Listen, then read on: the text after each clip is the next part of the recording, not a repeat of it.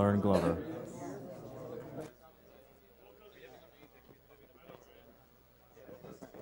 All right, we're going to a quick commercial break. Stay tuned.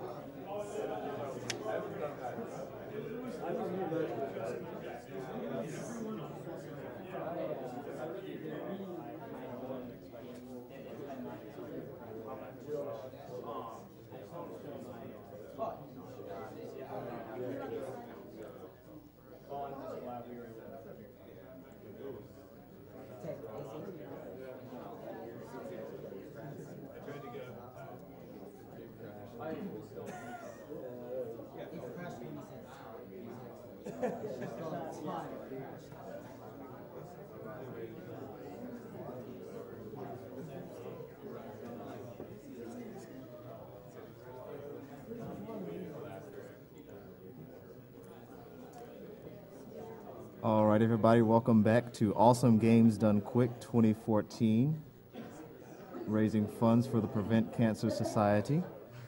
Our next game is Bastion, to be run by Vulajin.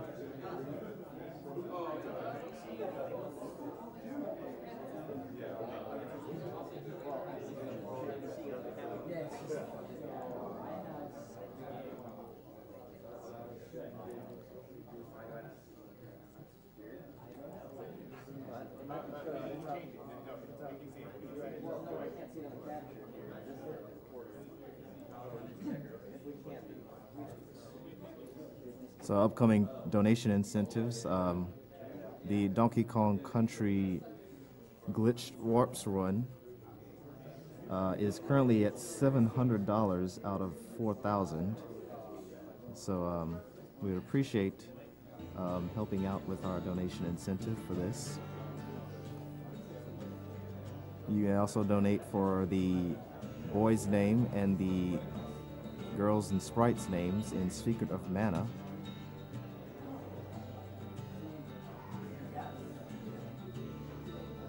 As well as which game will be played for Star Wars SNES. Currently in the lead is Super Empire Strikes Back at $1,498.63. Super Return of the Jedi at $234.99. And Super Star Wars A New Hope at $170.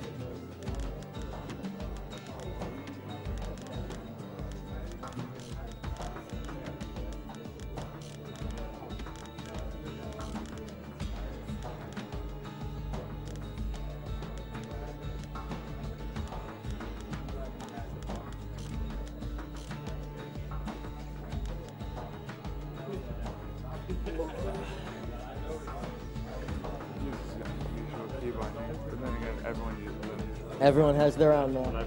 Everyone has their own. I use it.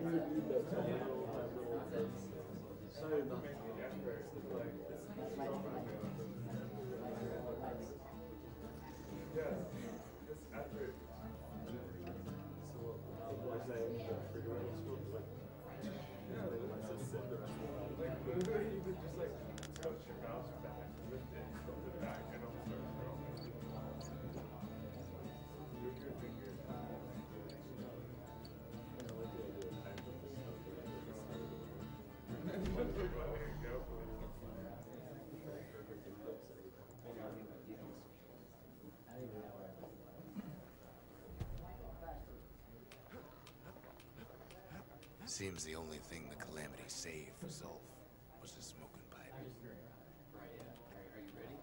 Yeah, are you guys good? Yeah, we're ready. Okay. All right. So time for this game doesn't actually start when I hit new game here, so I'll tell you when it is. But basically, we go from when movement actually starts. So by first input. Basically, this game is a 2D brawler. A lot of people have played it, and good for them. A lot of people haven't played it, and shame on them. It's really fun, and it's narrated, which is awesome. All right, so time is going to start. 3, 2, 1, go. So this is Bastion. Basically, as I'm playing this game, the whole kind of backstory of this game is the world has been destroyed by the Calamity, whatever that is. And you're this kid, and you wake up in the middle of this, whatever this is, and you have to make your way to the Bastion.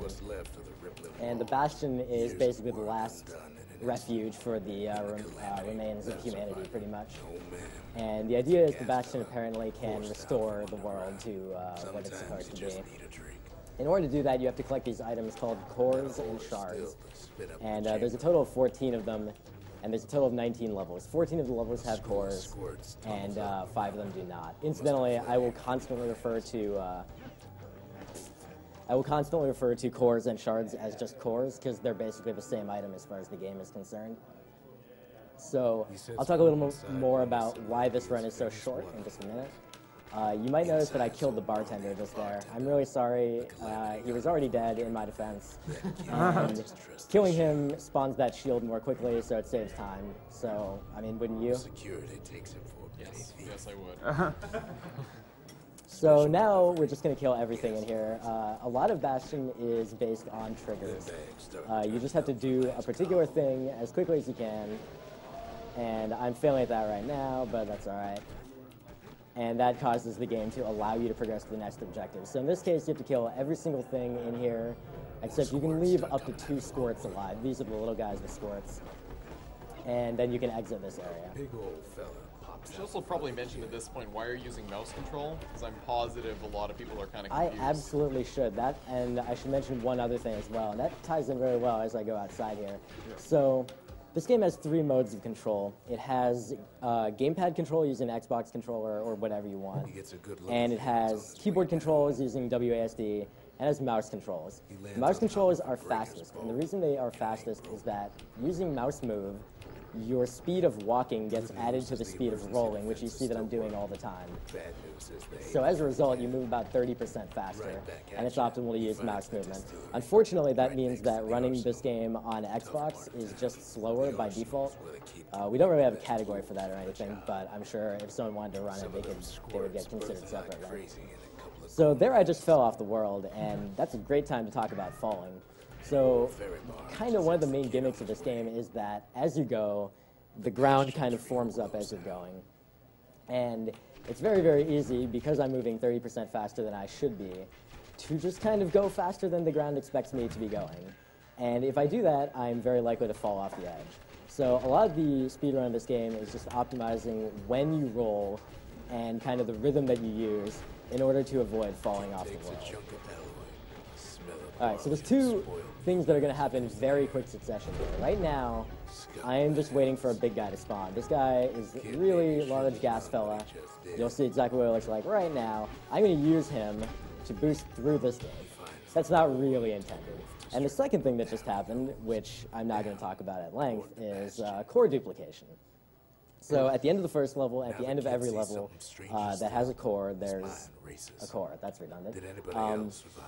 Basically, I have bound my pickup item button to mouse wheel down on my mouse. So when I go up to the core, I scroll the mouse wheel really quickly. And it turns out that the game actually detects the input twice, possibly on consecutive frames or something like that, before it actually realizes that the item has been picked up. And as a result, you can pick up 2 cores. So if you played this game before, you might be wondering what the hell is going on right here. Basically, because I picked up 2 cores, I can just drop them in when I get to the Bastion, and there's no problem. Also, as a side effect, the game knows that I've dropped in 2 cores, and it knows that I have 2 building spots available, but it doesn't realize that I need to theoretically build 2 buildings. It only requires 1. Funny story, if I go back to the Bastion right now, it'll require me to build another building, which is really irritating and time-consuming, so obviously I would not want to do that. Also, because we're not going to be going to all the levels where you get all the buildings, we're not actually able to build all 6. And as a result, if we did the wrong sequence of events, we would end up in a situation where we're sitting in the Bastion, we have 6 building spots, 1 of them is empty, we've built 5 buildings, and it is waiting for us to build a building, but we actually can't leave, and we can't build anything. And our data has already been saved, so the game is just over. Obviously, I'm not going to do that in this run because that would result in bad times. Makes time to sample spirits from my personal supply. So, you might have noticed just there that I opened the distillery and then didn't do anything. There's a very complicated way that this game handles the dialogue that the narrator has. And the kind of the long story is when you go to the Skyway, sometimes Rux will want to talk. He'll just want to tell you something about, I don't know, current events, whatever, the weather, who cares. I don't want to listen to it, and if he starts talking about it, he's going to make me wait. So I don't want to wait. So instead what I do is I get him talking beforehand. In that case, I opened the distillery and got him talking about that.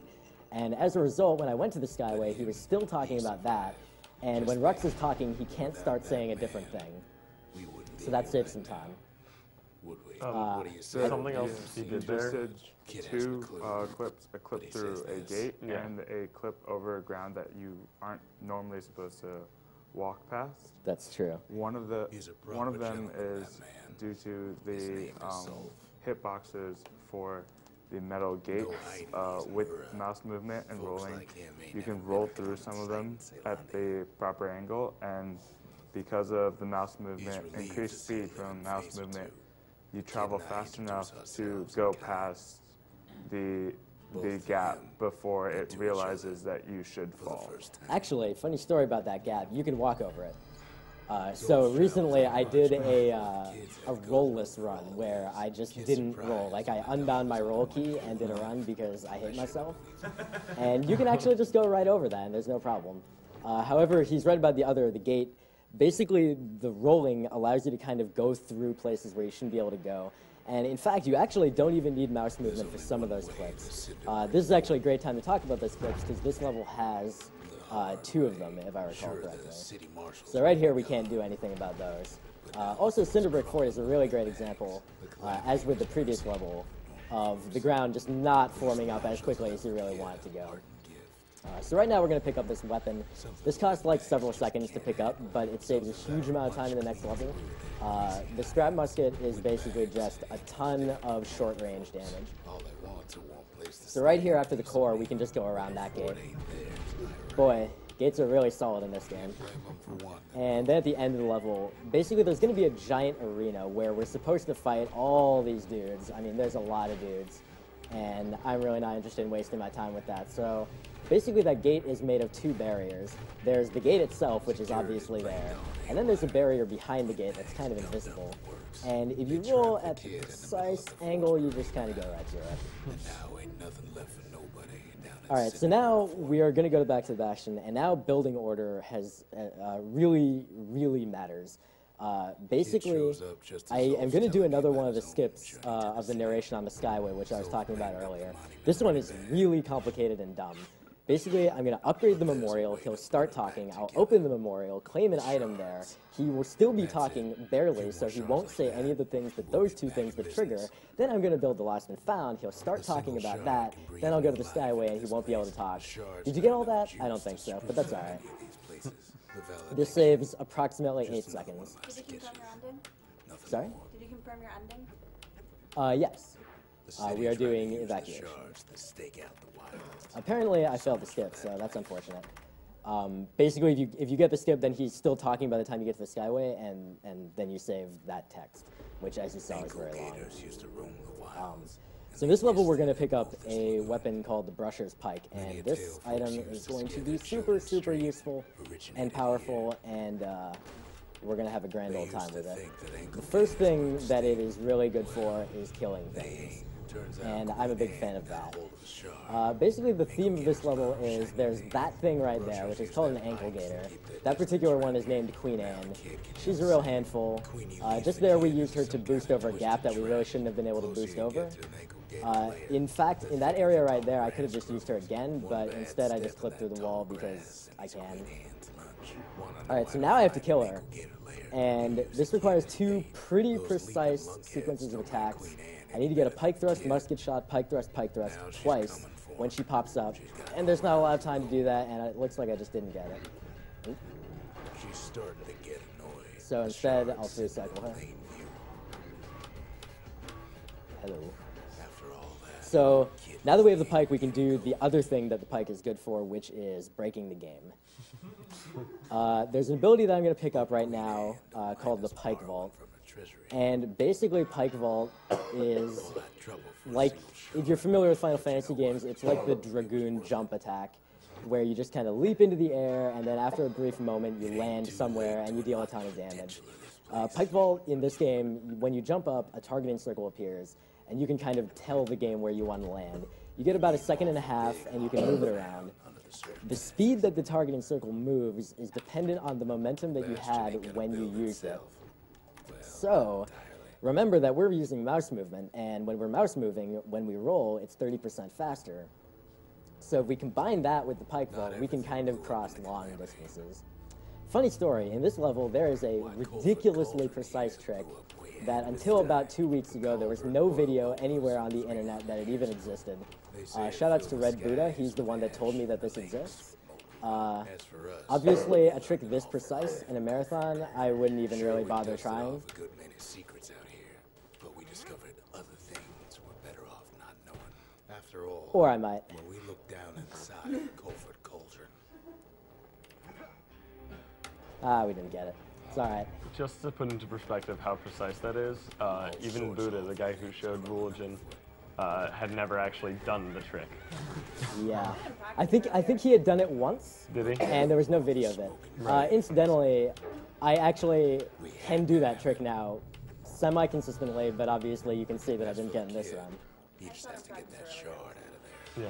Yeah. Yeah, I probably practiced that for about 8 or 9 hours over the course of the last 3 days, but that's a ridiculous trick, and you can't get every time. Anyway, so this is the third to last level. So remember that I said that we're doing core duplication, and because the game treats cores and shards as the same thing, basically all we need to get is any 7 cores and duplicate each of them, and then we're done with the game. Looking like the inside of a chimney. But I'm sorry. And that, you would think that would mean, okay, well then just do 7 levels that have cores or shards, and you're done, right? Well, actually, I'm going to do a level that doesn't have a core or a shard. And the reason I'm going to do it, the level is Prosper Bluff. This is the level, if you're familiar with the story, this is the level where you pick up Zia. And the reason I'm doing this level is that this unlocks Wild Outskirts. And it turns out that combined, the 2 of these levels are actually faster than the next fastest option. The next fastest option is Melting Pot, which is like the 2nd level in normal play. And it's really slow as balls. Like, it takes 3+ minutes, and it's basically an auto-scroller. There's not really anything interesting you can do to speed it up. And now I need serious time, because this level is really hard. So give me a sec.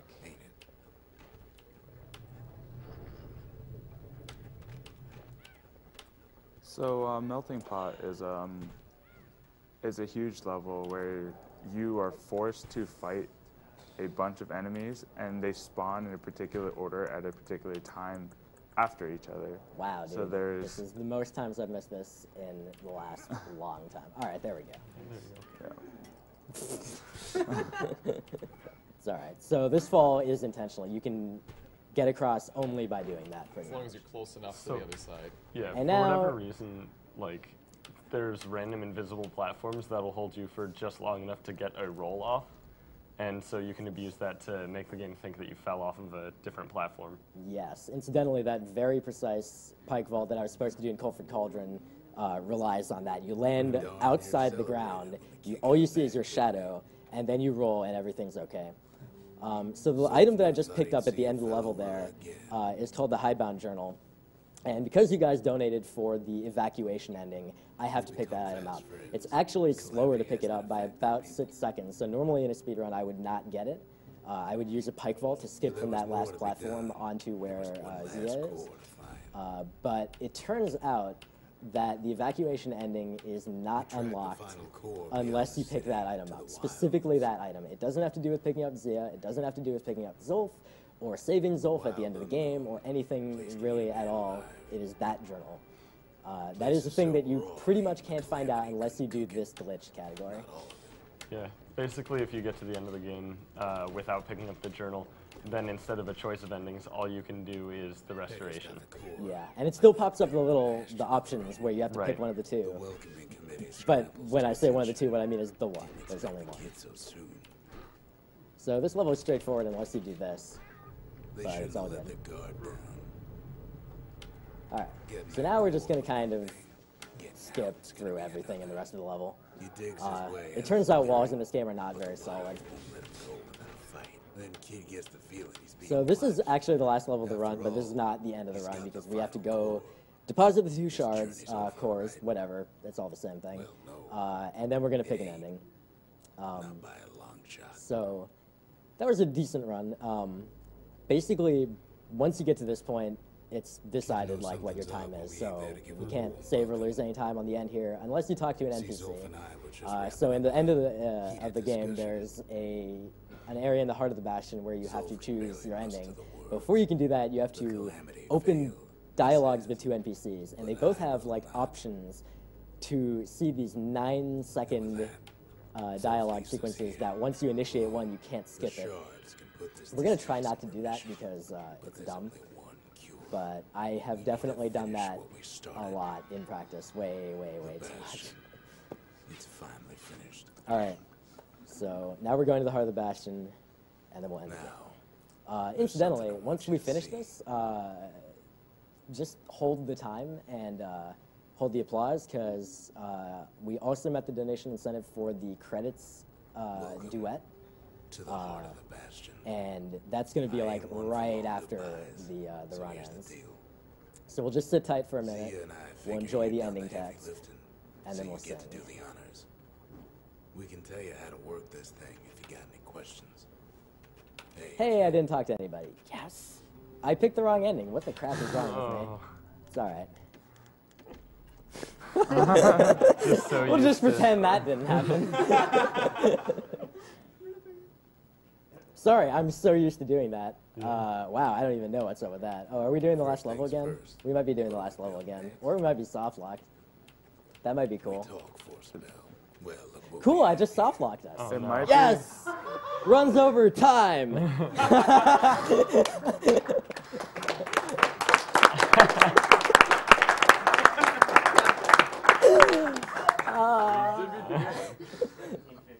Wow, that wasn't even a good time for soft locking us. Okay, so funny story. We can't get to the credits now easily. So what we can do instead is like find someone's like iPhone and play the song and just sing it, because we do have to meet that donation incentive.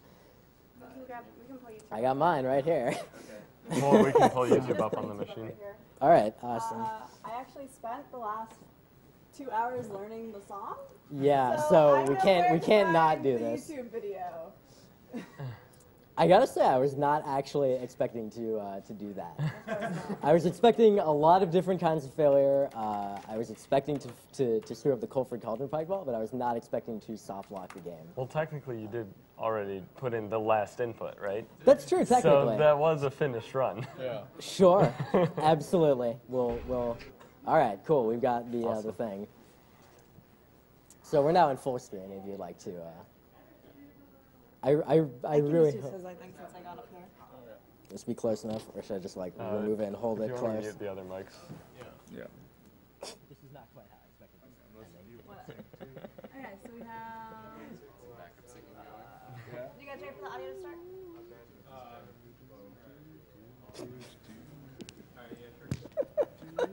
Oh, man. Man, we should have brought like the piano in.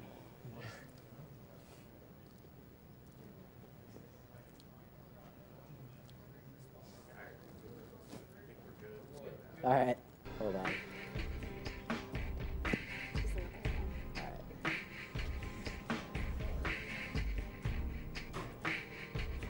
From Bastion. Incidentally, this is a very good game and you should buy it. These guys, right here, buy their games. Transistor coming out this year.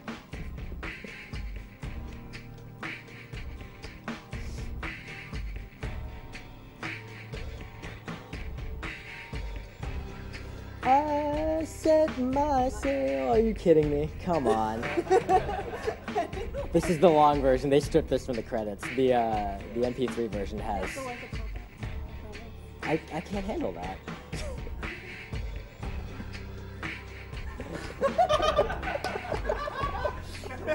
Did you just pull up the lyrics of the instrumental? Yes, that's exactly what I did. This is 3 hours long. Extended version. It's the extended edition. I set my sail. Fly the wind, it will take me back to my home, sweet home. Lie on my back, clouds are making way for me. I'm coming home, sweet home. I see your star, you left it burning for me. Mother, I'm here. So that was 3 hours now? Yeah, no, we're good. I think this has the correct number of hits. So.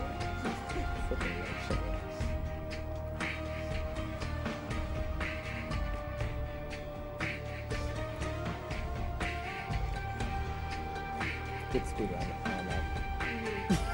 Everything went perfectly right. And if you did anything wrong there, you made all the tricks that you needed to. Did not solve I didn't get the one. I didn't get the one. Eyes open wide, feel your heart and it's glowing. I'm welcome home, sweet home. I take your hand, now you'll never be lonely. Not when I'm home, sweet home.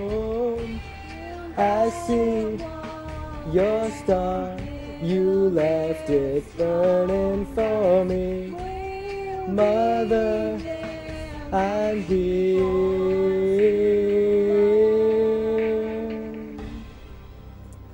Thank you. All right.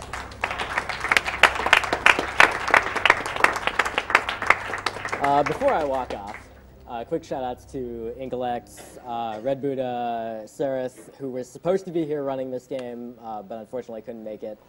Lawyer Dog, whose tutorial video is awesome, and if you want to learn this game, you should go watch it. Everyone else who runs Bastion, Croaky, who did it for the SOG Marathon, 2-Bit Marksman, you guys are awesome. And my parents, who, despite not knowing anything about video games and the fact that the run was scheduled for 6 a.m., were asking me how to watch. So thank you guys so much. I loved it. All right. Yep. Chrono Trigger, 100%. $50 closer. Thank you very much. All right, that was Bastion. Coming up next is Another World.